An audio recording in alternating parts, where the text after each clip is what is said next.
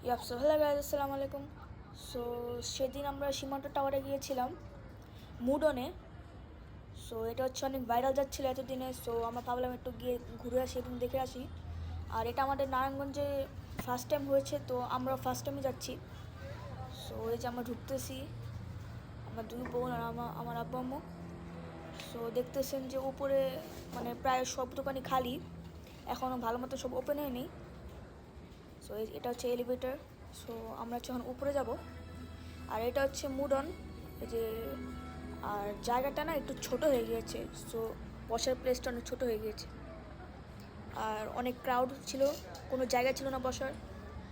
So অনেকক্ষণ wait করার পরে আমরা এখানে বসেছি। সো এখানে খাবার অর্ডার দিয়েছিলাম, পাস্তা আর হচ্ছে আমার ছোটো বোনের জন্য হচ্ছে একটা রাইস বল। সো রাইস বলটা মজাই ছিল, কিন্তু একটু ঝাল ছিল। আর পাস্তাটাও ক্রিমি পাস্তা ছিল, তো অনেক মজা ছিল। আর একটা সিফুড চাউমিন দিয়েছিলাম, কিন্তু চাউমিনটা আসতে লেট হয়ে গিয়েছিলো।